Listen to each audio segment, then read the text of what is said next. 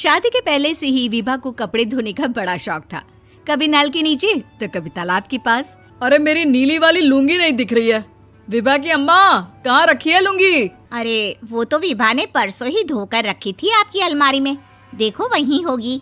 वो ना मैंने आज धो दी, मुझे लगा कि गंदी हो गई होगी। अरे कैसे गंदी हो गई थी? उसे तो मैंने पहना भी नहीं। हे भगवान, इस लड़की के कपड़े धोने की आदत से परेशान हो गया हूँ मैं। जितना तो घर में राशन नहीं आता, उससे कहीं ज्यादा डिटर्जेंट पाउडर का खर्चा है। इसकी शादी करवा दो, शादी। जाए अपने घर में ही करे काम, फिर चाहे घर के कपड़े धोने हो या पूरे गांव के। हाँ ठीक बोल रही हो, देखता हूँ मैं कोई लड़का। वो दिन भी आ जाता है जब विभा को देखने लड़के वाले आ जाते हैं। लड़की मुझे अच्छी लगी। होने वाली सास कहती है, बेटी अगर कुछ पूछना है तो पूछ लो।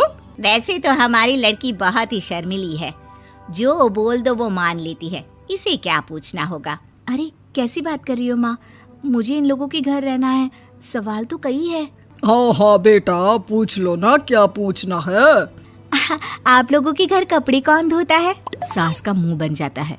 देखो, अगर तुम ये कहना चाहती हो कि तुम्हें कपड़े धोने नहीं आते तो सुन लो, कपड़े मैं ही धोती हूँ, लेकिन तुम्हारे आ जाने के बाद मैं रुमाल तक नहीं धोऊंगी। अरे चुप रहना भाग्यवान, बहू बेचारी घर आई नहीं, उसे डराना शुरू कर दिया। वो क्या है ना बिटिया, अभी तक तो ये कल्लू की माँ ही धोती थी, लेकिन अब तुम्हारे पापा तो दहेज में वॉशिंग मशीन देंगे ही। तभी विभा की माँ बोल पड़ती है, सवाल भी पूछा तो क्या। वैसे भाई साहब, मशीन की तो फिर भी कपड़े धोने की कैपेसिटी होती है। मतलब जो बिटिया दे रहे हैं ना विभा, इसे कपड़े धोने का बहुत शौक है। ये आप लोगों के क्या, आस पड़ोस गांव मोहल्ले सबके कपड़े धो दे और उफ तक ना करे। बाहर देखा नहीं आपने कितने कपड़े सूख रहे हैं? सब हमारी बिटिया ने ही तो धोए हैं। बस भी करो ना माँ, शर्म आ रही इतनी तारीफ सुनकर। और तो और एक दाग निकाल कर दिखाओ तो मान जाओ। हाँ अच्छा, माफ करना बेटा, मैंने गलत समझा। हमें तो रिश्ता बहुत पसंद है। और ऐसे जुड़ जाता है रिश्ता कपड़े धोने का शौक रखने वाली विभा का। उसकी शादी हो जाती है कोयला फैक्ट्री में काम करने वाले कल्लू के साथ। शादी के बाद अचानक विभा चिल्लाती हुई सास के पास आती है। सासू माँ, अरे सासू माँ कहाँ है आप? ये तो धोखा है, धोखा दिया आप लोगों ने मुझे। इसे ससुर के चक्कर के बारे में पता चल गया। अरे तो उसमें तुझे क्यों धोखा मिला है? अरे नल में पानी नहीं आता, कपड़े कैसे कब धुलेंगे? अच्छा, तू पानी नहीं आ रहा उसकी बात कर रही है। तो आपने क्या सोचा? कुछ नहीं। अच्छा, तेरी माँ ने कहा था कि कपड़े धोने का शौक है तुझे, याद आया मुझे। शौक बोलकर कपड़े धोने वाले मेरे जुनून को कम ना आके सासू माँ, कपड़ा धोना मेरा गुरूर है। तभी पति भी वहाँ आ जाता है। अभी मैंने इसे सनी देओल की फिल्म दिखाई है, उसी के डायलॉग मार रही है माँ। अच्छा सुन, साफ बता रही हूँ, पानी सुबह 4 से 6 और शाम को 10 से 12 आता है, समझी? विभा टाइमिंग सुनकर हैरान हो जाती है। ये क्या भूतों का मोहल्ला है? सुबह 4 बजे उठकर कौन कपड़े धोता है? 4 बजे टंकी में पानी जाता है, फिर सारा दिन धोना ना, किसने मना किया? अरे कैसी बात कर रही हैं? 200 लीटर की टंकी में कितने कपड़े धो लूंगी मैं? सुबह ही उठ जाऊंगी मैं। अब क्या था, विभा सुबह 4 से लेकर रात के 12 बजे तक कपड़े ही धोती रहती। एक रोज सास पड़ोस से निकलकर कहीं जा रही होती है कि साथ वाली कहती है, हाँ कल्लू की माँ, जरा ये बताओ कि 2 साड़ी है, 2 ब्लाउज और एक पेटीकोट और एक नाड़े वाला लंबा कच्छा। हाँ तो? अरे तो क्या, कितना लोगी धुलाई ये बताओ। धोबन दिख रहे हैं हम क्या? हमारे पति सरकारी नौकरी से अभी रिटायर हुए हैं और बेटा सुपरवाइजर है कोयला फैक्ट्री में। धोबन समझ रखा है हमें?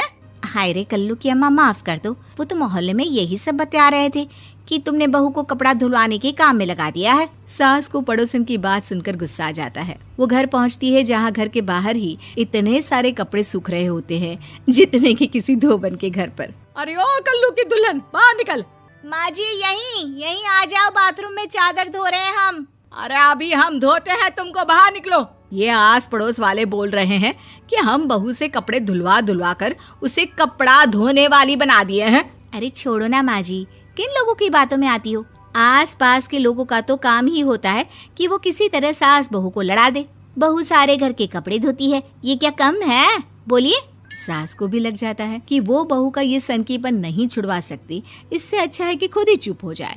एक रोज सास और बहू मंदिर जाते हैं, जहाँ सास की साड़ी वहाँ खड़ी भीख मांगने वाली से मिलती है। माँ जी क्या बात है, आपकी साड़ी उस भिखारन से कितनी मिल रही है ना? हाँ हाँ देखो तो, दोनों की साड़ी मिल रही है। क्या बात है कल्लू की अम्मा, तुम खुद को तो अफसर की बीवी बताती हो और ऐसी सिंपल सी प्लेन साड़ी पहनकर घूमती हो।